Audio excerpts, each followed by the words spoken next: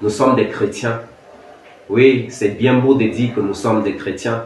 Ça veut dire que nous sommes à l'image de Christ. Nous marchons chaque jour fièrement, avec grande allure. Nous avons la grâce en nous. Quel merveilleux ici. Mais nous avons tendance à oublier ce qui a fait de nous des chrétiens. C'est le sacrifice de Jésus-Christ sur la croix. La croix. Cette commémoration qui, au jour le jour, doit être en profondeur, entrée dans nos cœurs et qui doit nous lier à notre histoire avec Christ. Ésaïe 53, du verset 4, il est écrit « Cependant, ce sont nos souffrances qu'il a portées, c'est de nos douleurs qu'il s'est chargé, et nous l'avons considéré comme puni, frappé de Dieu.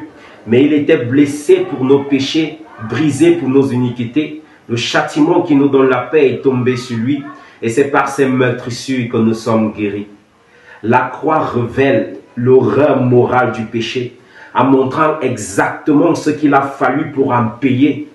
Ici, la Bible nous révèle qu'il a été blessé pour nos péchés, brisé pour nos iniquités. Ce n'était pas juste une simple correction. Christ a été humilié, il a été châtié, blessé, il s'est défiguré. Chaque coup qui partait sur son corps, c'était une humiliation, mais c'était pour lui une mission.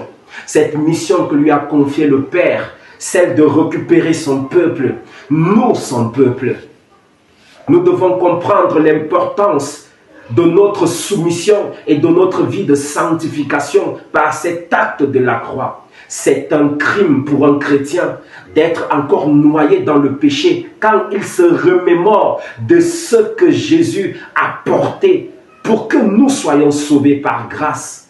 Il n'est plus question d'être des chrétiens oublieux, des chrétiens superficiels, des gens qui sont embobinés dans le péché. La Bible dit dans le verset 5, il était blessé pour nos péchés. Les autres transgressions, les autres témoignages de la Bible nous parlent de transgression, brisé pour nos iniquités.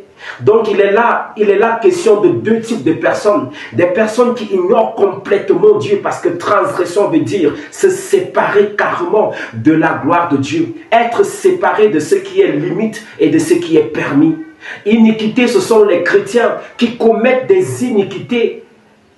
Nous avons été sauvés par quelqu'un qui a porté non seulement le fardeau des pécheurs, mais le fardeau également des chrétiens.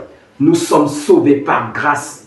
Aujourd'hui, c'est une interpellation pour toi et moi de comprendre la profondeur de la croix. Nous devons porter la croix chaque jour et suivre Jésus-Christ.